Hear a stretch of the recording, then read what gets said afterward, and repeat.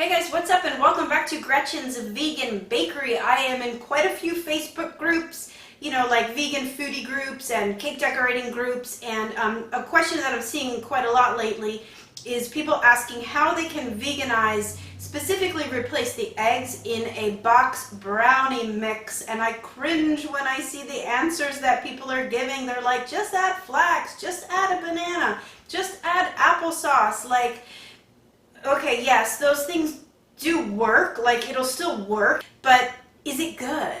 And I've tried all of them, and I have to say no, it's not really, in my opinion, the greatest way to do it. So I have come up with a box cake hack that is going to give you a veganized version of a box cake brownie that you will never know is a veganized version of a box cake brownie. So check out how to make it. You guys are going to throw out that flax, that banana, that applesauce, that can of soda. Oh wait, no, that's box cakes. Yeah, that actually works too, but is it good? Trust me, I've tried all those too. Click here if you want to see my box cake hack, but for right now we're going to do box brownie hack. Check out how to do it. Okay, so I am using Duncan Hines and Duncan Hines only because they are 100% vegan, even down to the sugar that they use. I called the company and they do not use bone char processed sugar, and the mono and diglycerides in this mix are also vegan. Yay, Duncan Hines! So to the box mix I am adding a brand name egg replacer, and that would be the plant-based egg. I've really been using that with the best results for pretty much 90% of everything that I bake now.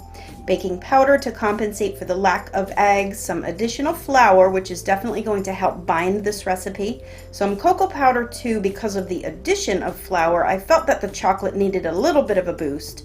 And then there are the ingredients listed on the box, which for Duncan Hines is 1/3 cup of water, which I've actually increased to 1/2 cup to compensate for the liquid that would have been in the egg, and then 1/3 cup of vegetable oil.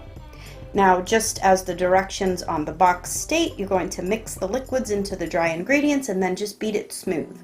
Now, I am baking my batter into round cake tins this time because I actually used one of these layers for my latest recipe of chocolate mousse cheesecake.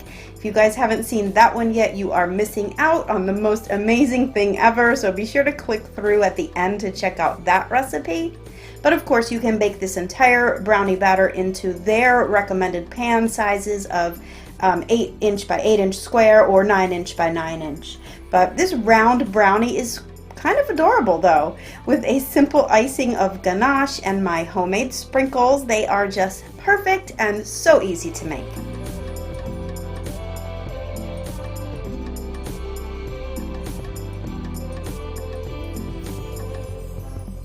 Check out how fudgy they are. The egg replacer really holds it all together without making it too dense or rubbery as some of those egg replacers will do, especially the applesauce and the banana. So there you go, guys. Perfect vegan box brownies. No more falling apart, no more sticky gooey messes, just brownies as they should be. So grab the written recipe with more info at gretchensveganbakery.com, and until next time, happy vegan baking, guys. Bye for now.